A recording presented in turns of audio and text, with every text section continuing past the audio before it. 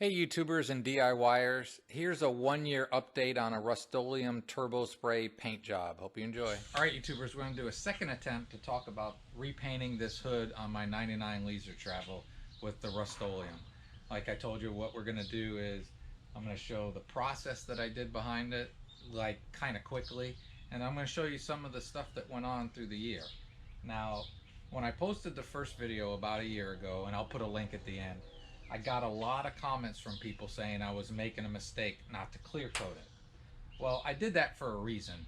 I'd done a little bit of research, well, and even before that, I did some research watching other people do it. So if you look at that other video, it's really long, but I tried to keep everything in it because I said a zillion times in it, I'd never done this before. And if you watch some videos, it's like almost professionals doing stuff like this. So to them, some stuff is like super easy, so they leave it out. So I tried to keep everything in. So I got people saying that I should have clear coated it, and I get that, but I also saw that if you just keep a good coat of wax on it, that it can be fine that way. And if you see the sides of the van, because the van's 23 years old now, if you see the sides compared to the newly painted hood, I didn't want it to look super different. So I didn't want it to be super shiny on the hood and the rest of it a 23-year-old paint job. I'm considering in the semi-near future that I might now put a coat of clear coat on it, but I haven't made 100% sure of that yet. Hold on a second. So in my opinion, over the year it's held up really well. And again, it costs $10, the Rustoleum can. It's the big can like I'm going to show you. And then I also needed primer, because a lot of people said, well, just do a light sand and paint over it in the comments I got from it.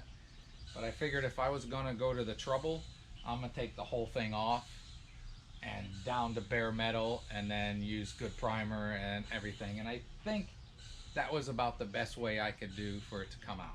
So again, a lot of people think you should clear coat, and your situations may be different. If you have a newer vehicle, sure, but when something's this old, that was my thought process, and as you can see, it's held up pretty darn well.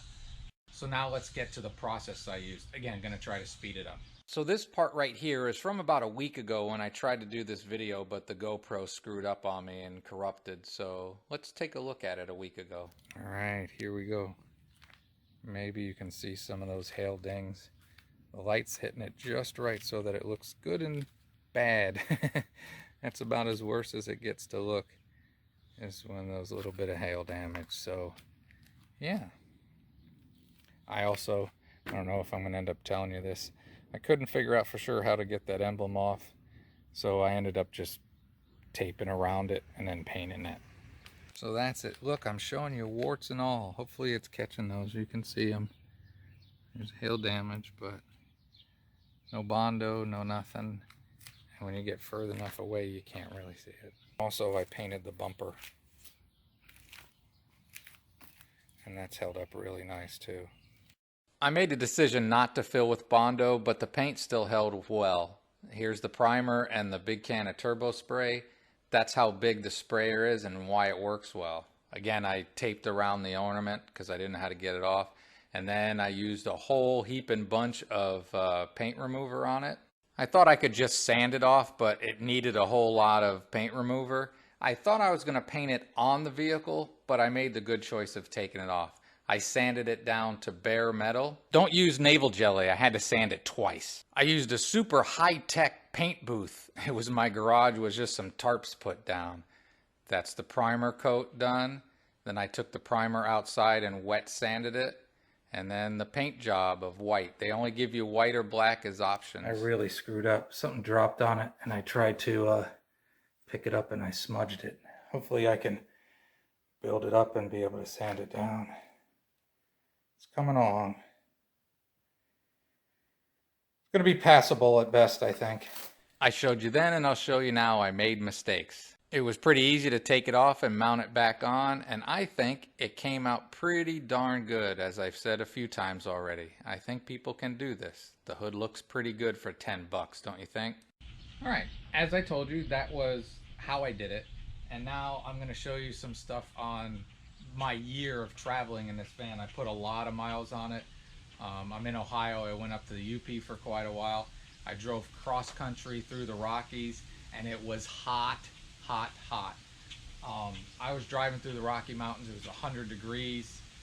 The engine's going, so I have no clue how hot this hood got, but it probably got as hot as it could get, and the paint held on it without a problem. Yeah, I was in Tacoma, Washington, and that whole area, and it was like 120 degrees with that whole heat dome last summer, and the hood's still looking good. I have some other videos from back last summer, that a couple stops I made where I showed that the paint was still holding on, and I'm going to show you some of that stuff. And then this winter, it was cold this winter. There was ice all over this thing. This lives outside 24/7. I don't have a garage big enough for it to go in. So this paint job has been exposed to the weather every day for over a year. And again, I think it's holding up pretty darn well. And now let's look at where it went this summer. And again, I put a bunch of miles on it, a bunch. And they were hard miles in that heat and cold. And hood's hanging up good. So now let's check it out. It seriously endured really high temperatures. Well, YouTubers, usually I bring the rain. I'm in Tacoma, Washington now, in the middle of this heat dome or whatever they're calling it. It's crazy. It's basically broken, this thermometer. It's and yeah, AC is running, so everything is good. All right, so it's 110 in the shade, and I'll end this right here. The drive was pretty rough through the mountains, but Eduardo here kept chugging along, sometimes at pretty low speeds. The Cascades were a little bit more than I expected, mountain-wise, and he warmed up a bit, but he kept going. And then when I got to Tacoma, oh my God, the traffic was terrible, the traffic jams. There was a while I thought it was going to overheat. I didn't want to run the air because of it, but we made it, and I'll be moving further west soon, and there's not a lot of further west to go. So it endured that heat, lots and lots of miles on it, dusty, dirty, rock-filled roads, and of course, winter. Winter trip is coming up. It is cold, cold, cold today. There's going to be a bit of a twist to it. So enough of this, and let's start the video for real. All right, here's a closer look. Again, it's covered with ice, so, but you can see that it's not all rusted. It's not all a mess. Maybe I will get some hot water. And I didn't edit anything. Well, you didn't get to see that I actually fell down my, I fell down my ice-covered stairs because everything's covered in ice, including my non-rusting and decently painted hood. Used hot water to melt away the ice. We're gonna go in closer with the cell phone. There you can see ice, no ice. It still holds its paint. It had a tiny bit of orange peel, but nothing that bad.